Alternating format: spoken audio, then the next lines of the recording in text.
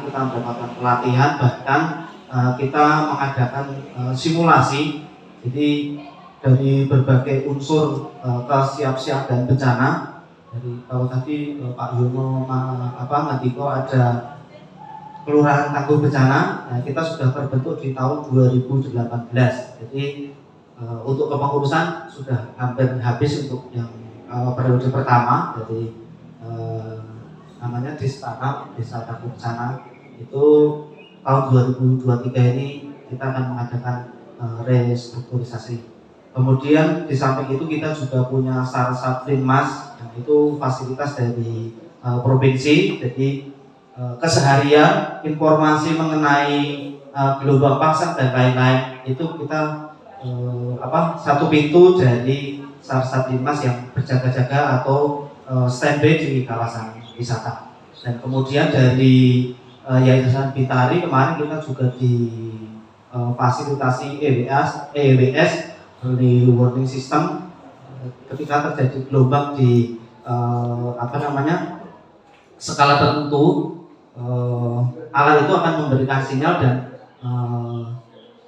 kita akan tindak lanjuti dengan apa yang harus kita lakukan. Kemudian kita juga punya Jivagana yang tadi inklusif, itu berarti kita harus melibatkan teman-teman berkebutuhan khusus untuk siap juga tangguh juga menghadapi bencana, bukan hanya gempa tapi bukan hanya gelombang tinggi, jadi gempa juga.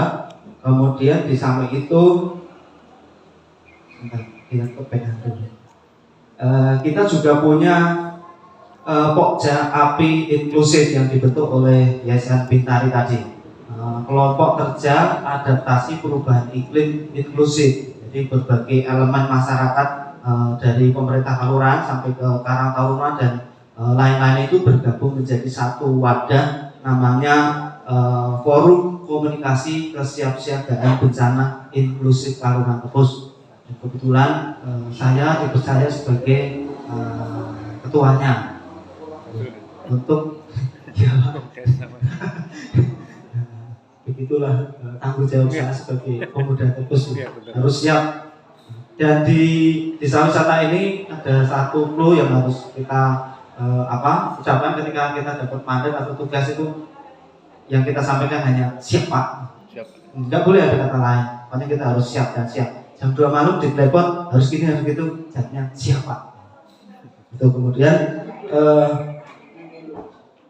terkait dengan kesiapsiagaan itu Bapak, jadi kita tidak mungkin mencegah atau menghindari bencana yang akan terjadi di kawasan kita, pun kita juga tidak mampu memindahkan masyarakat yang kegiatan ekonomi di kawasan Pake kita pindah ke Sumatera misalnya, nggak mungkin, mereka nggak mau. Tapi satu yang mungkin dan itu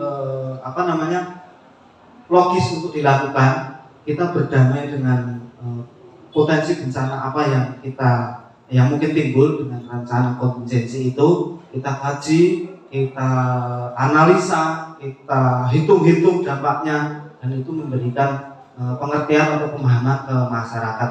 Jadi sebelum terjadi bencana setidaknya kita sudah tahu siapa harus berbuat apa. Dan yang satu, kita berikan pemahaman kepada masyarakat ketika terjadi bencana, siapa yang pertama kali harus diselamatkan, Bapak Ibu? Kira-kira anak-anak meluruskan saja, ketika terjadi bencana yang harus diselamatkan pertama kali adalah diri kita sendiri dulu. Kita harus selamat. Kalau kita nggak selamat, gimana menyelamatkan orang lain gitu? Nah, kita sendiri dulu harus selamat, kemudian baru melakukan koordinasi apa yang harus dilakukan. Mungkin itu yang bisa saya sampaikan ketika nanti ada sharing atau tanya jawab. Ketika saya bisa menjawab, nanti akan saya jawab. Yang jelas mengimbangi dari kemajuan pariwisata yang ada di Kalurahan Tepus, kami segenap masyarakat Tepus juga harus siap dan siaga ketika terjadi bencana yang mungkin akan menimpa kita. Setidaknya dari kita pelaku wisatanya merasa safety dan kemudian meyakinkan kepada pengunjung bahwa kita siap dengan kondisi yang ada. Terima kasih sudah mendengarkan saya. Assalamualaikum warahmatullahi wabarakatuh.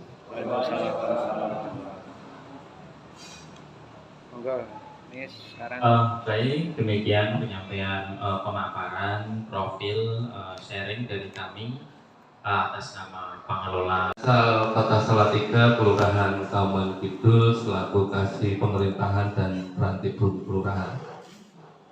Yang ingin saya tanyakan yang pertama yaitu terkait dengan pengendalian amanat di wilayah desa wisata, khususnya di hari libur.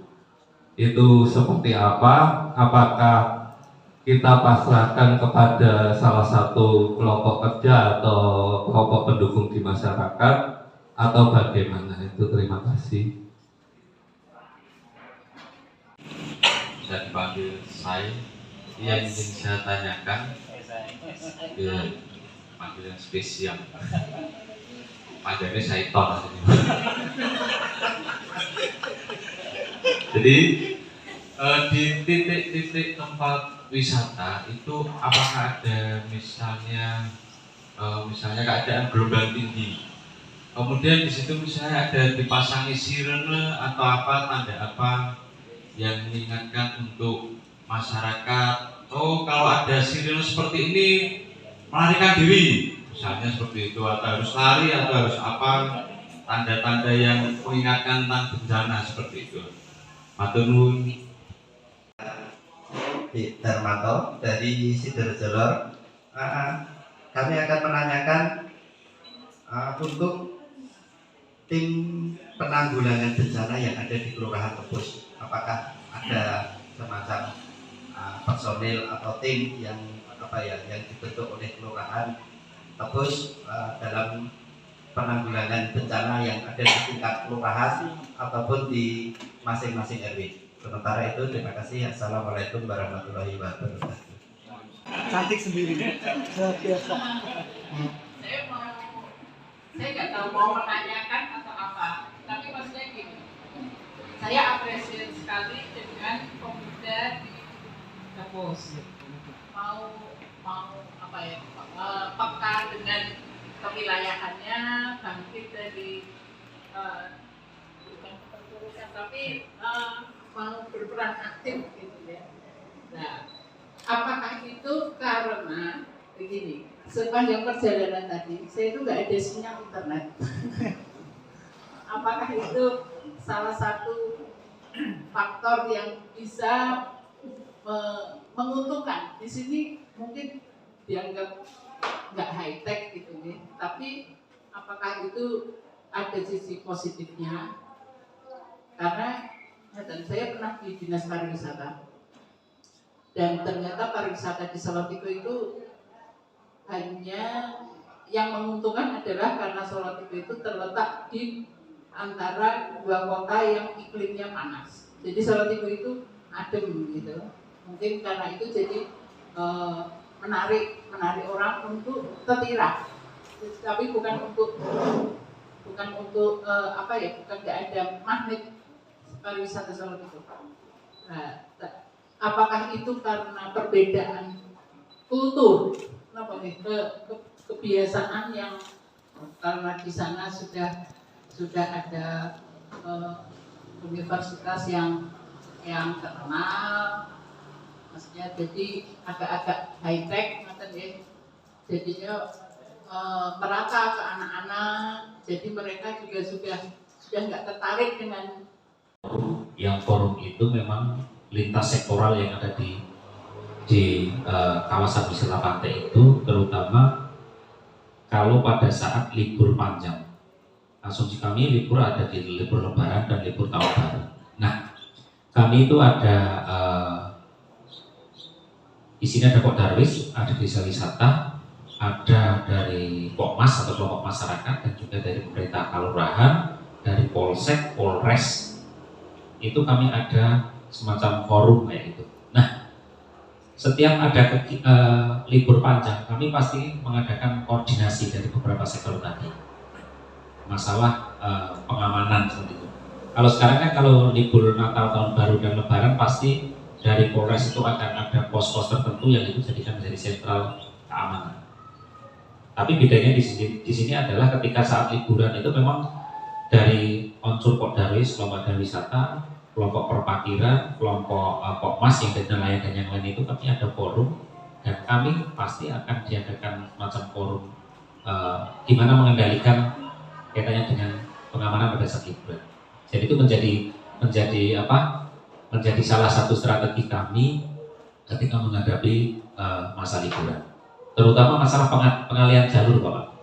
Jadi pengalihan jalur selalu dilakukan oleh kepolisian dan itu pun berkoordinasi dengan kami.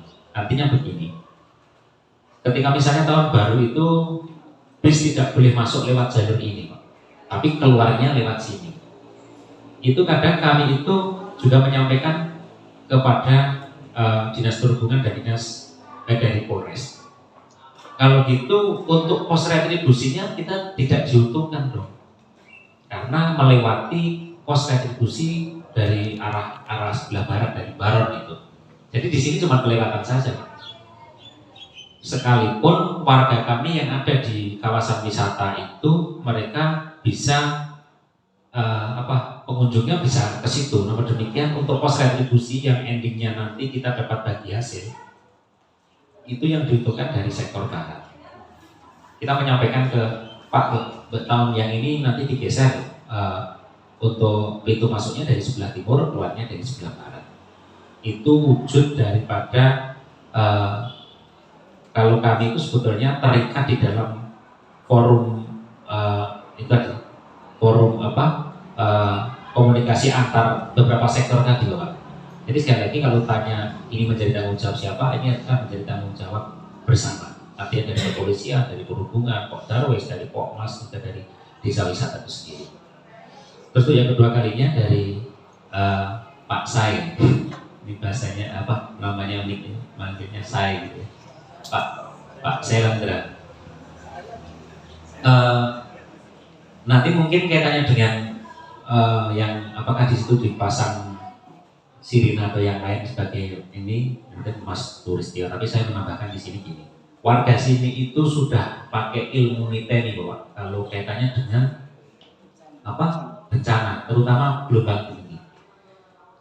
Kami sebagai pengurus desa wisata dan juga yang terlibat langsung di dalam Pokdarwis, ada sedikitnya yang berjualan di kawasan wisata pantai itu lebih dari 500 orang yang menggunakan tanah SG, dan mereka itu SG itu Sultan Ground, Bapak. Jadi yang ada di kawasan pantai itu tanahnya milik Sultan Ground di pinggiran pantai. Mereka berjualan di pinggir pantai itu, tapi mereka itu sebetulnya tahu tanggal bulan-bulan ini akan ada gelombang tinggi, tapi ya bikin apa di situ. Tapi mereka pakai ilmu niteni, selain nanti juga disampaikan Mas Tulis katanya dengan ada sip. Artinya mereka dari berkegiatan ekonomi mereka di pantai itu, mereka menyisihkan beberapa hasil dari penjualan di kawasan wisata pantai untuk istilahnya biaya dandani kios mereka, karena suatu saat ini akan kena gelombang seperti itu. Jadi bulan Jawa yang mereka mungkin atau bulan itu yang mereka jadikan sebagai patokan, dan mulai ini bulan sekian kita harus nyisih ke yang memang meja, dan mereka sudah biasa seperti itu. Namun demikian mereka tidak bisa dibilang nggak punya pilihan lain. Ketika saya jualan jauh dengan pantai nggak akan laku. Saya harus mendekat ke pantai, tapi juga harus menerima konsekuensi. Untuk itu nanti mungkin sudah berjelas Mas Tulis. Untuk selanjutnya penampilan bencana dari Pak Darmoto nanti juga Mas Tulis. Untuk timnya di kelurahan itu ada apa enggak ya gitu.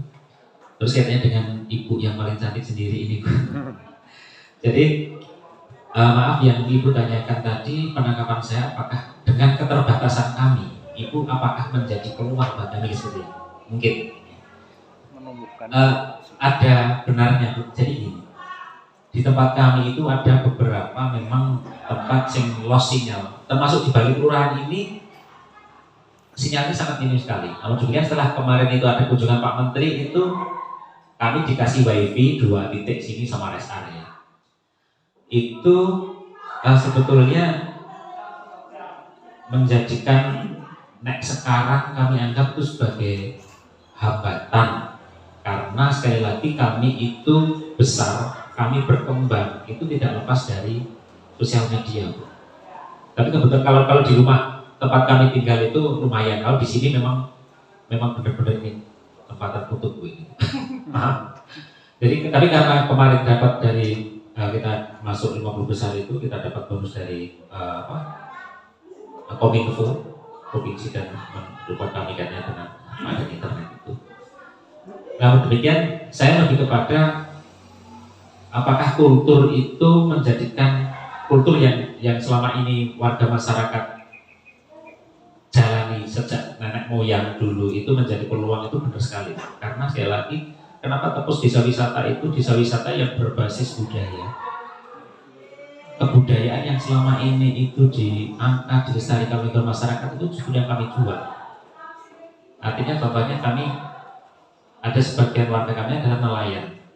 Karakter nelayan adalah karakter yang kalau bersuara keras, kayak galak dan yang lain.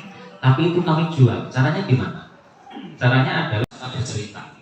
Kenapa tuh Pak ini bisa di pengunjung? Kenapa tuh Pak ini warga masyarakat kok bicaranya keras-keras? Jadi saya cerita ini kan warga masyarakat di pesisir. Kalau nggak keras ya nggak, saya dengar dengan yang lain. Jadi hal-hal seperti itu ya sekali lagi istilahnya mentok di situ. Ini kan ada potensi alam tapi nggak ada akses. Ya udah nggak usah kita garap. Tapi justru kita jadikan peluang. Contohnya untuk jelajah pantai Perawan itu. Untuk sampai ke sana harus menggunakan kendaraan jeep. Nah, itu kan hambatan ketika nggak pakai kendaraan pribadi nggak bisa. Tapi kan kita membuka menangkap sinyal gelombang di sana, dan selain sirine, karena kita inklusif ya Mas. Jadi kalau yang mohon maaf teman-teman tuli kan